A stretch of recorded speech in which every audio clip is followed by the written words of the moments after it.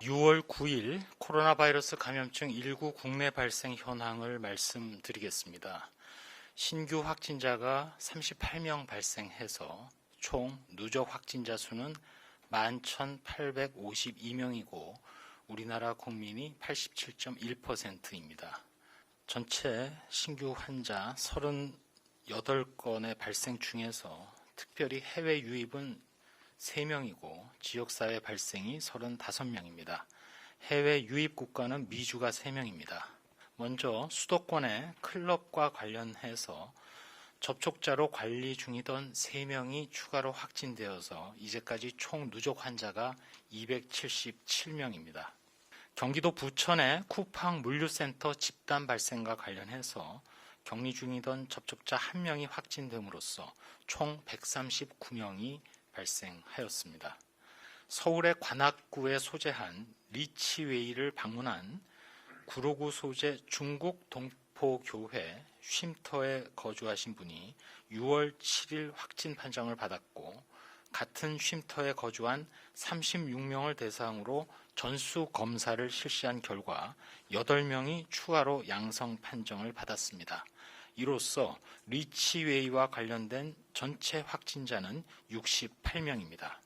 지난 5월 31일 경기도 용인시 큰나무 교회 예배에 참석한 경기도 광명시에 소재한 노인복지시설 입소자가 6월 7일 날 확진 판정을 받았습니다.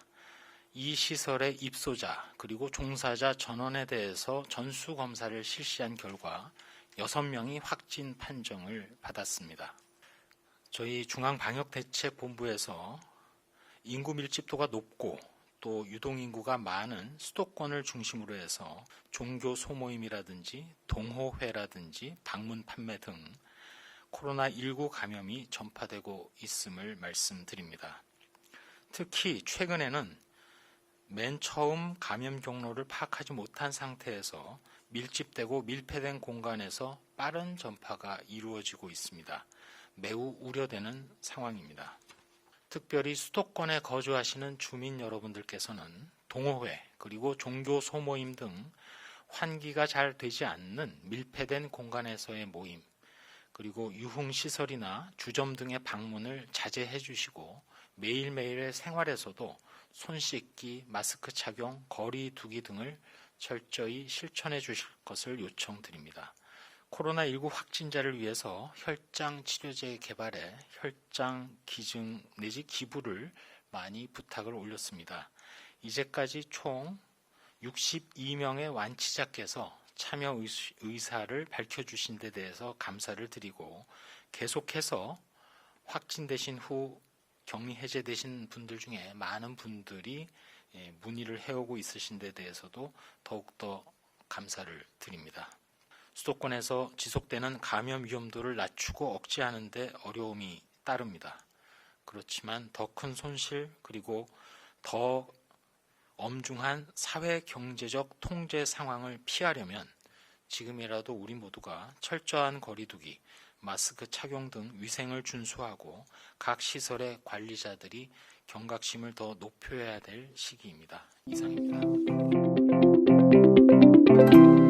최근 60대 이상 고령층 환자가 늘어나고 있는데 관악구의 리치웨이 관련 말고도 또 다른 이유가 있을지.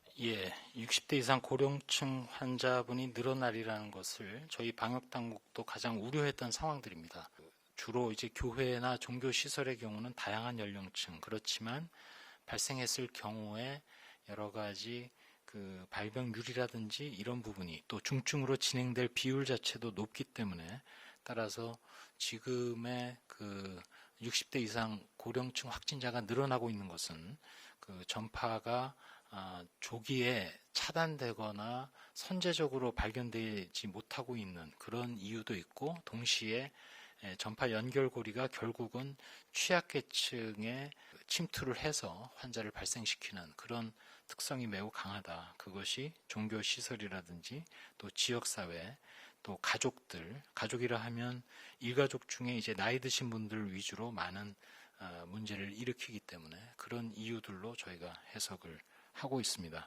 참고로 아까 그 WHO 말씀도 드렸는데 그 2차 공격률 자체가 가장 많은 집단이 사실은 가족 접촉입니다.